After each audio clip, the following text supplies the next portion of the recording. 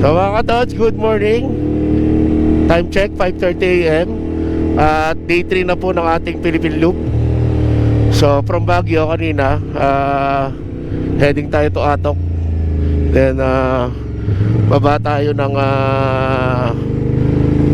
La Union again to breakfast. Tapos pupunta tayo ng Alaminos, Pangasinan.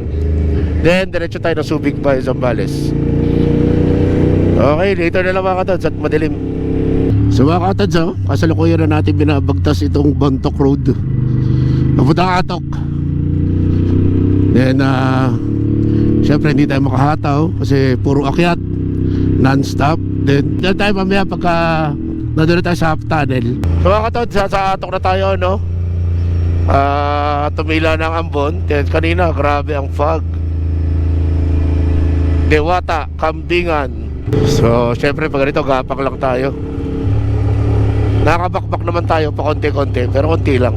Hindi talaga sagad. Atok na no? One way. So yan, no? Ikaw ba yun? May isang motor pa? May maingay.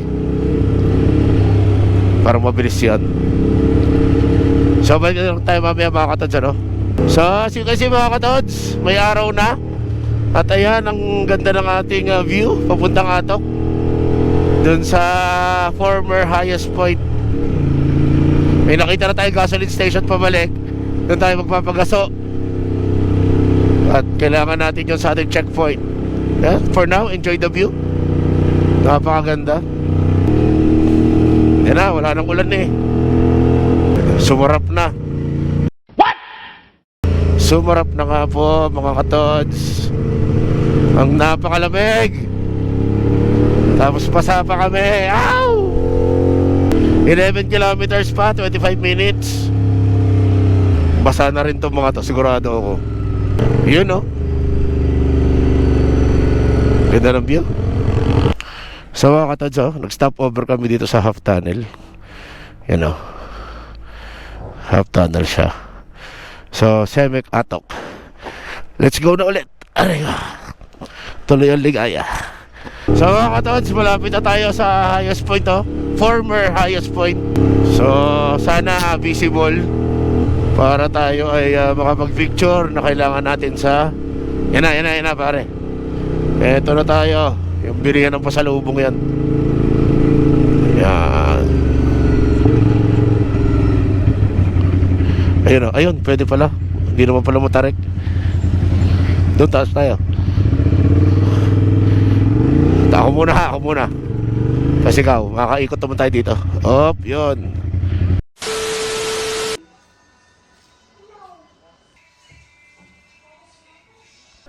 So mga katods, tapos na tayo mag-breakfast dito sa Highest Point Cafe Restaurant. Hi papi. At ayun, ang ating mga motor. Napakaganda, oh. Karating din ang motor natin sa former highest point sa Atok. Ayos, at mainit na. Sana hindi na naulan. Ano, tayo ay gogoro na in a while. So dito nga pala sa Atok highest point, may rotary marker. Syempre yung ating iconic na signage. Then may mga bilihan ng pasalubong dun. Ayan, no? May waiting shed, bilihan ng pasalubong, CR, etc. So pag nagawi kayo dito kayo kumain sa Highest Point Cafe and Restaurant, no? Masarap ang pagkain. Wala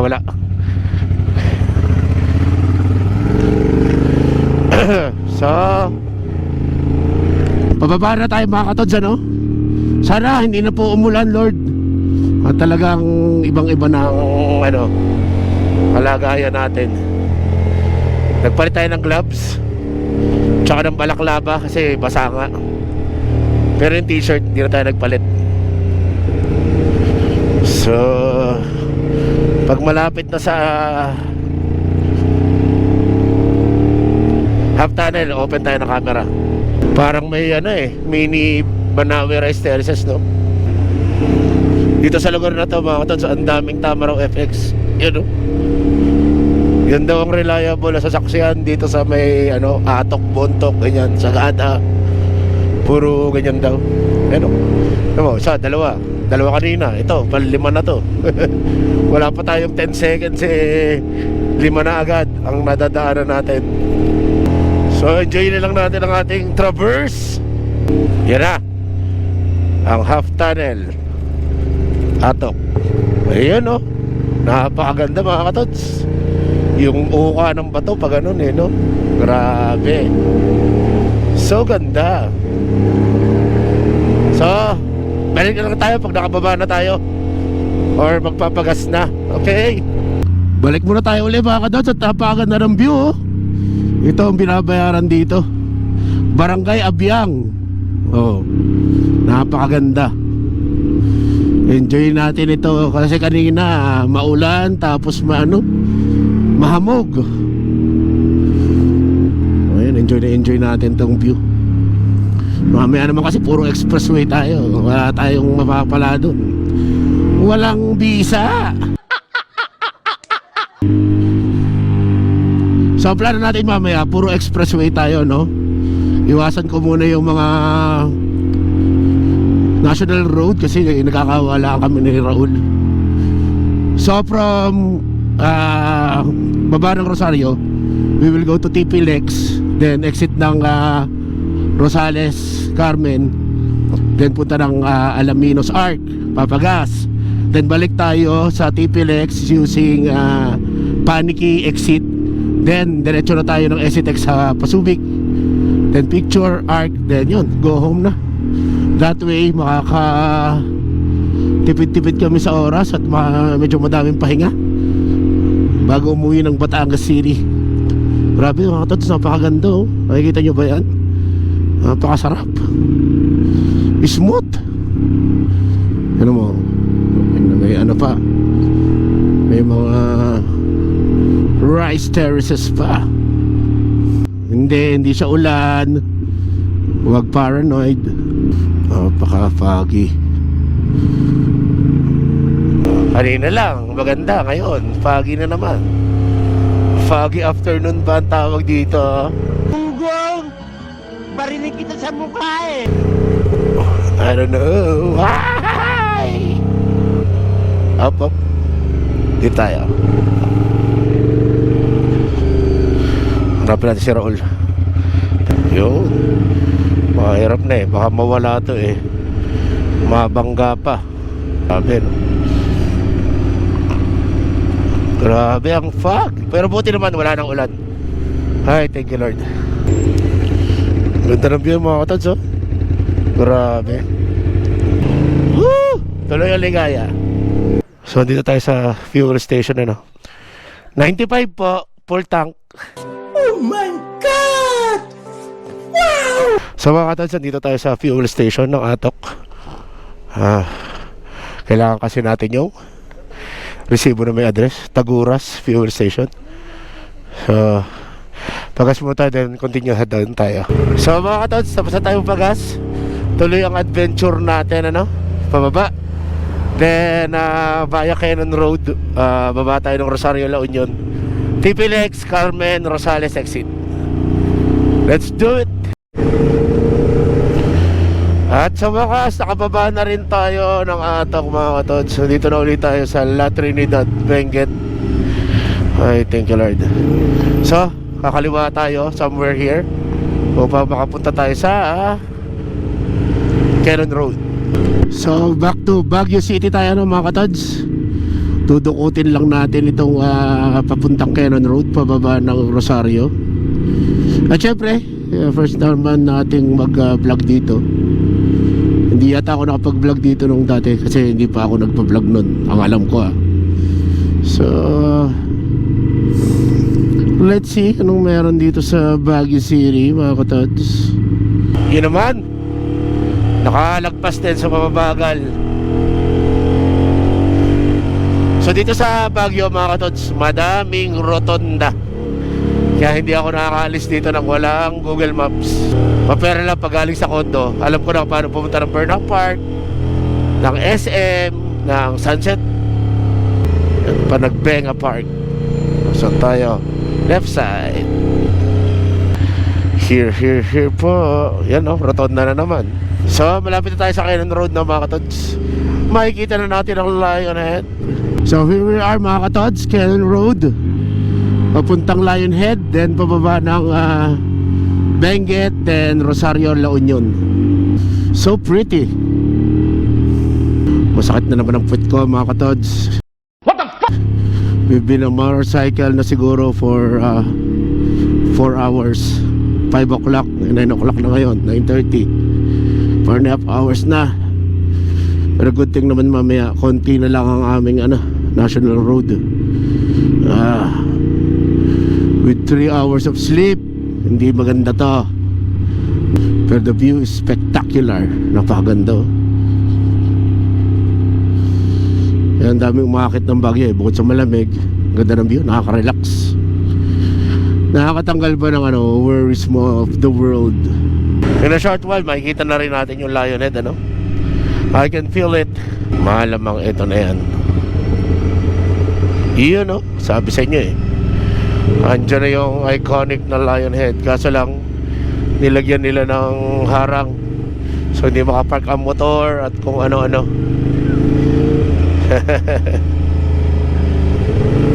Yan, so much for that. Message, ganda ng batis. Balik na lang tayo pag tayo ay nasa baba na. So, entering TPLX mga katods. Going to Rosales. So mga katods, andito na tayo. Binabagtas na natin ang karsada papuntang Alaminos, Pangasinan. Sa Welcome Arc, then papagas lang tayo ng may address na Alaminos for our second checkpoint of the day, 5th checkpoint in total. Syempre kasama pa rin natin si Papa Raul. Ayon dito, may 78 kilometers tayong bubunuin. So 2 hours na nakalagay, pero hindi totoo yan. Babanatan natin to para mabilis-bilis. So may kalayuan tong 85 kilometers, from Rosales TPLX to Alaminos. Pero buti na lang, maraming bypass road. Salamat sa Google Maps. At tayo ay natutulungan kahit papaano. So time check 11:56, 52 minutes. Ando na tayo, pero nababawasan pa if naratrat tayo. So update, Pangasinan pa rin. Mga nasa 32 kilometers pa yung yung Alaminos.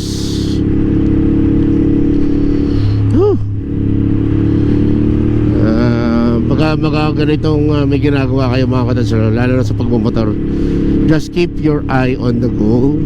At huwag kayo mag-focus sa sakit ng katawan, pagod, ganun. Focus on the goal. Kung gusto mo talaga, gawin mo. Ayaw mo, huwag ka sumali.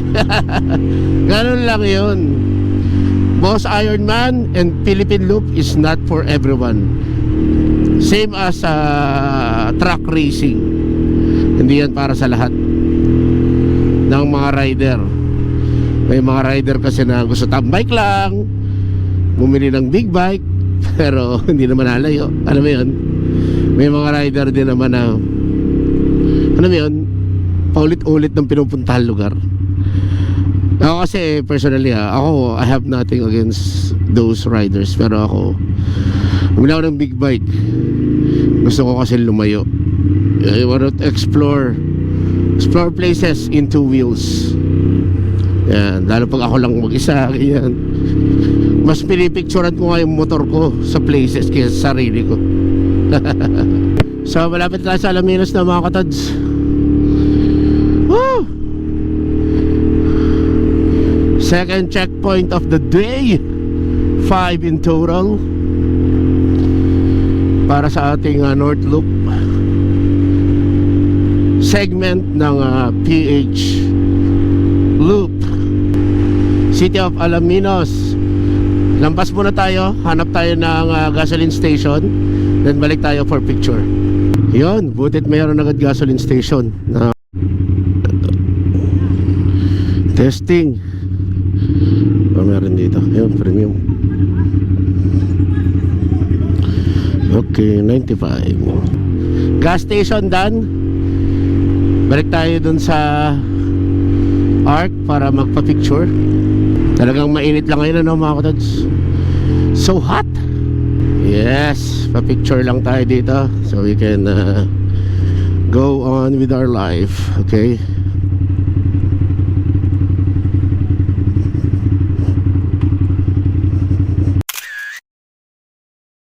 So, done with the pictures, art. Shout out sa mga PNP ng Suwal, Pangasinan. Chinek lang naman ang ating license and then nagtanong-tanong ng konti. That's it. So far, wala pa namang issue sa Tambucho, no? So, next stop, Subic. Update mga katods. We are 45 kilometers away from the Ramos Paniqui Tipilex exit. Nakapagod talaga mag National Highway. Suko ako eh. Grabe. Yung ba namang 3 days mong ginagawa to? Summer pa naman. Mainit. Lock na tayo. Yay! So update, ongoing na tayo papuntang Mangkada Anao sa Tipilex. Then hopefully Oxna after doon, Time check 3:05. So siguro nasa Subic tayo ng 4:30. Mga ganun. Going to Tipilex Anao. And we're back sa Tipilex mga katods. Woo! Isa na lang. Makakatapos na po tayo. Mga 4:30 nasa Subic na tayo. Pag ganito matapos na, medyo nadadagdagan yung energy kaysa yung pag ikaw nasa umpisa or kalagitnaan. Well, fortunately for me, ang lagi ko lang namang eye is the end. So for this, yung Subic lang talaga ang ina-eye ko. And going home, syempre, in one piece. So, takakin na natin to. And let's go to Subic. So update mga katods, dito na tayo sa Esitex going to Subic. So tingnan na lang natin kung saan tayo magpapapicture mamaya na landmark Then doon na lang kami magdi-dinner ni Raul bago umuwi. So kita na lang tayo doon sa Tifo exit. Parang may forest fire pa mga katods. Baho. Ano yan? Yan binablog ko nga. Ano yan? Bombero, where are you? Grabe Ano ba sinasadya? Hindi ko alam kung sinasadya nila, kinakaingin o ano.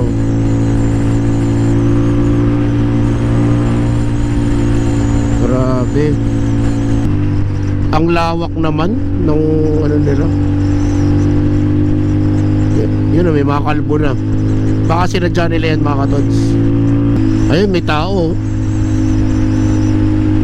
Meron pa doon.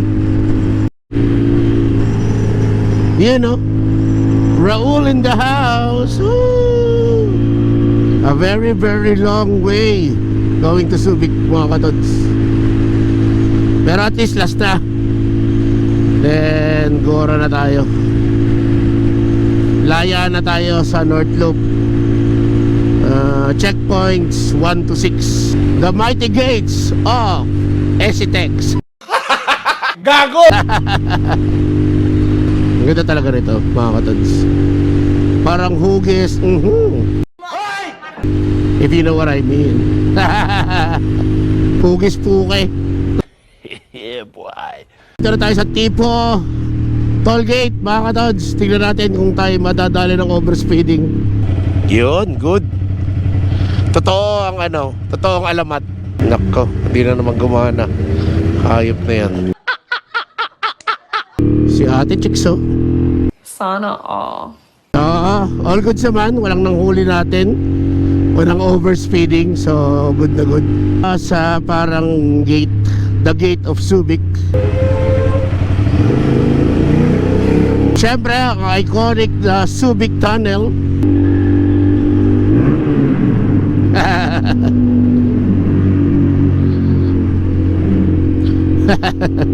Siyempre di tayo makaka-resist. Nandito tayo Subic. Remember the rules. First stop, first go. Then yung 60 km per hour. Subic Yacht Club. Ayun! Doon ako pipicture. Ayan, oh, laki. I know U-turn. Mamaya na lang, pabalik. So ito mga katods, dito muna tayo magpapicture. Yan, oh, Subic Yacht Club. So pagkasta rin tayo dito, no, mga katods. Tapos na ang boxing. Tapos na ang boxing natin sa buhay. So tapos na tayo mag-dinner mga katods. Dito tayo kumain sa, syempre, sa Meat Plus Cafe. At nagpa-picture din tayo dito sa Subic Fire Station para dalawa ang ating landmark. Syempre kasama pa rin natin si Papa Raul. And it's a wrap mga katods. Natapos natin ang ating North Loop ng 3 araw, hitting all 6 checkpoints ng Norte, no? At syempre sinabayan natin ang konting pasyal. Of course, may takeaway dito sa nangyaring North Loop. Nakakapagod. Especially 2 beses kaming inulan. Noong first day, ulan. Second day, init. Ngayong araw, combination. Ay grabe. So dapat i-ready nyo ang inyong mga sarili, ang inyong katawan. Mag-vitamins kayo, magpalakas kayo. So nakaka-drain. Lalo na pag umulan. Ay nako. Kung gagawin nyo yung ginawa ko na style, yung Baler, Apari, Lawag, Atok, Alaminos and Subic, parang malabo yung Baler to Apari ng day 1. Ang layo kasi, sobra. Kasi from Baler to Apari 6 hours. So medyo negative tayo dun. So ganun mga katods. Siguro yun pinakamalapit is pumunta kayo ng Tugigaraw, tulog kayo, then makahit naman kayo ng na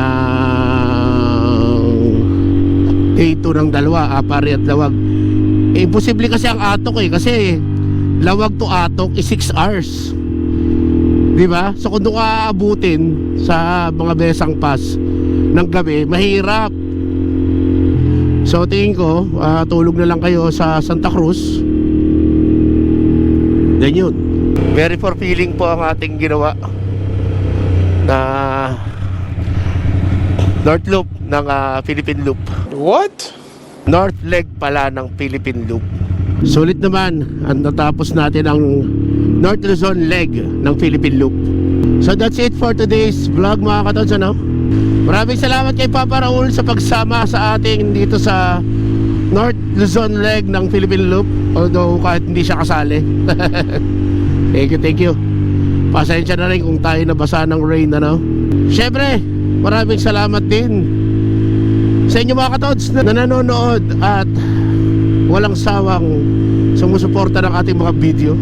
May kwenta man ito o wala, everything is very well appreciated.